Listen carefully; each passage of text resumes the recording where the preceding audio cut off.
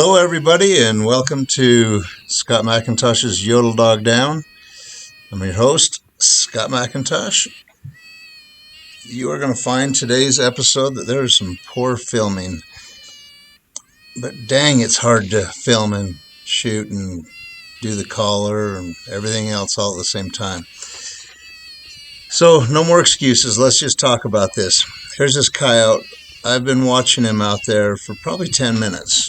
He was a little further away. Finally he came over a little closer, then he just kept staying there and he wouldn't come, and then finally you're seeing where he started to come now.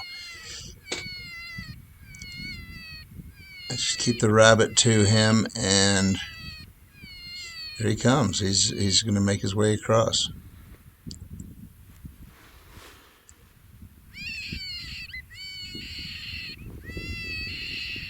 He's a long ways out. He's probably like 600 or 700 yards. But it looks to me like he is committed now.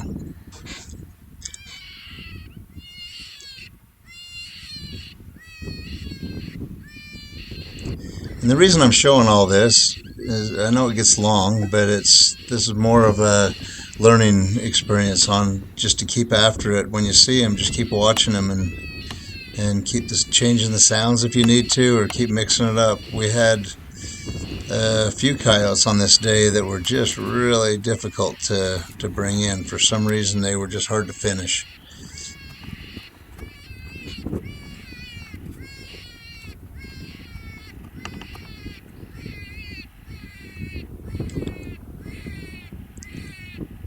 I didn't know what this was at the time. Don't want to do a spoiler alert, but it turns out it was a big male, about a 35-pound male.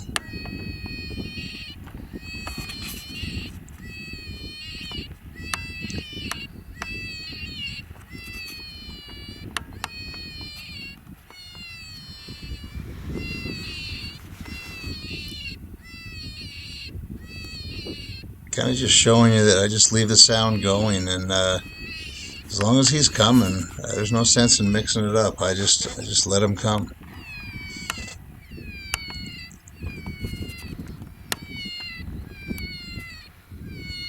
This is possibly where I do some crappy recording.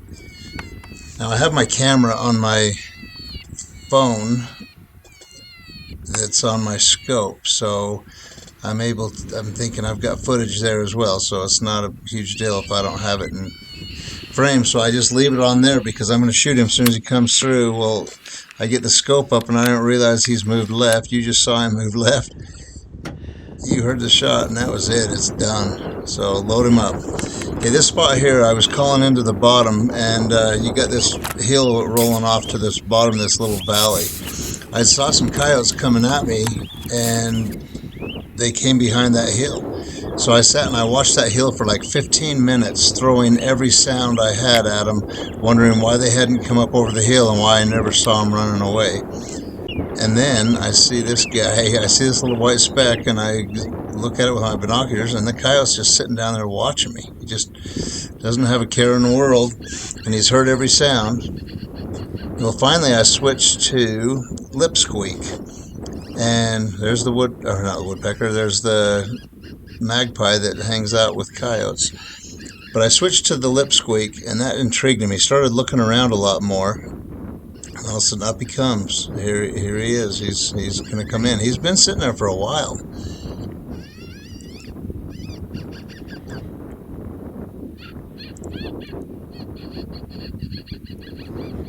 I'm expecting him to pop up over that hill any time now. And I don't see him, so I just leave my camera set up, and I'm using the phone camera.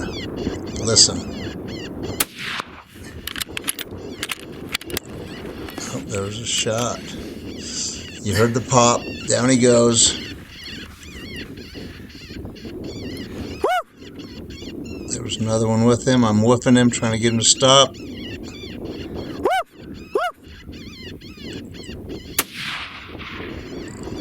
Now listen.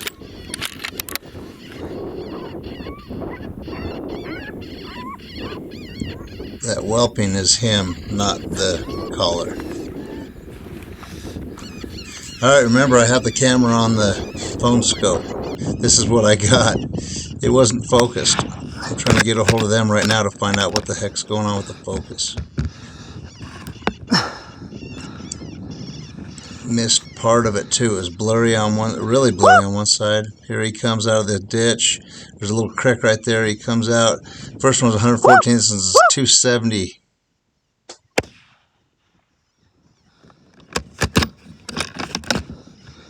Done. That's the big guy.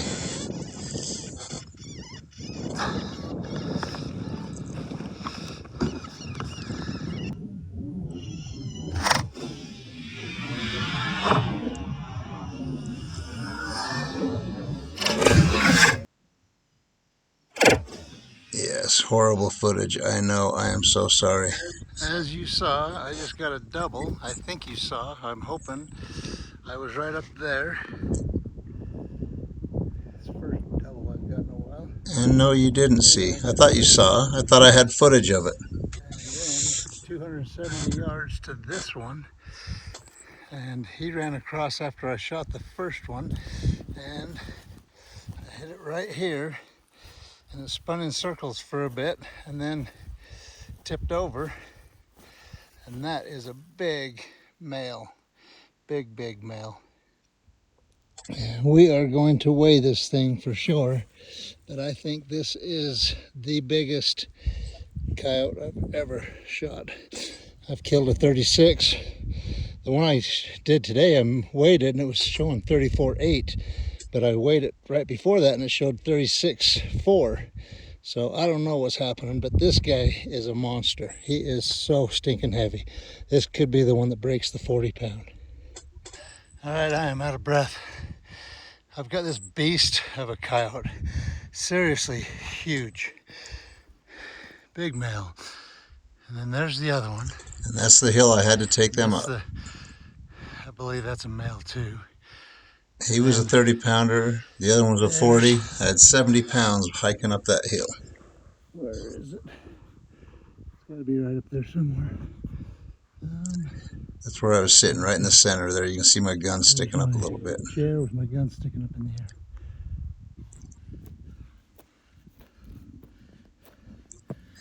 Got these cool carriers though. All right. Number 3. There's my biggest coyote to date, number 4, 40 pounds. They don't make them like that. We'd already weighed him, 40 pounds. Okay, this is the last set of the day. We've got this coyote out there. He's come in about 300 yards, but he's just still out there another 300, and he won't just, we're just trying to get him to come in. Oh, there he is, there he is. I see him now. You want to shoot him? No, let's do a 3, 1, 2, 3. We worked him over for like 15 minutes. Threw every sound at him. Oh, I see him, I see him. He's got branches in front of him. So as I'm watching for him, You gonna shoot him? thinking we can do a 1, 2, 3 shot. Okay, he just moved. He's going left. I just keep looking. I just keep watching for him. And all of a sudden one comes up underneath us. I didn't see it. I was looking through my binoculars at this guy. No, he's still there. He's still sitting Well, there. I'm sitting there watching this one and wondering what's happening. And now he's moving. All of a sudden a boom. Frank shoots one closer to us, like at 150 yards. We're watching this one at 300. Dead coyote. There goes Frank out for the big walk to get the last coyote of the day. That's the 5th coyote for the day.